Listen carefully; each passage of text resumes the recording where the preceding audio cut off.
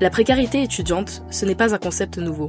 Il n'est pas rare pour les jeunes de galérer en fin de mois et de voir leur compte bancaire en chute libre à cause du prix des courses. Si l'État français fournit déjà des aides comme les bourses étudiantes ou encore le repas à 1 € au Crous, pour beaucoup, ça ne suffit pas. Sur le campus Moulins à Lille 2, une initiative s'est lancée il y a quelques années.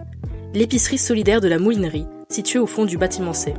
Son but, fournir des denrées et du matériel de premiers soins à petit prix, voire gratuitement pour les plus nécessiteux.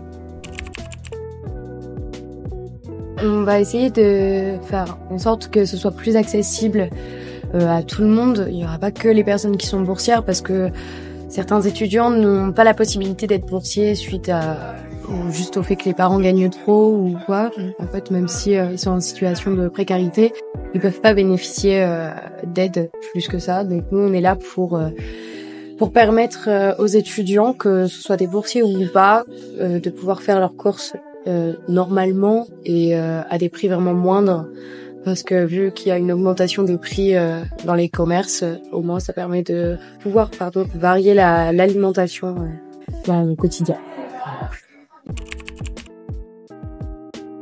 Là actuellement on est ouvert à tous, donc peu importe qui y sont ou quoi, on accepte tout le monde. Et c'est que à partir du moment où on va atteindre un certain seuil qu'on va pouvoir, qu'on va devoir malheureusement faire un tri dans les personnes qui ont quand même des difficultés. On va pas regarder s'ils sont boursiers ou pas, parce que malgré tout la bourse ça aide, mais t'en as qui sont aussi en difficulté. Donc je pense qu'on ferait moite, en prenant les boursiers et des non boursiers dans une très grosse précarité. Alors ça va dépendre, on va soit fonctionner sur des dons des particuliers, ou sinon des ramassages qu'on fait dans des supermarchés. Certains supermarchés acceptent, d'autres n'acceptent pas, ça dépend. Et en fait on va là-bas, on demande les invendus et on récupère certains produits. Et sinon on va avoir des différentes associations. On a aussi de temps en temps la BAN, donc la banque alimentaire qui vient nous aider.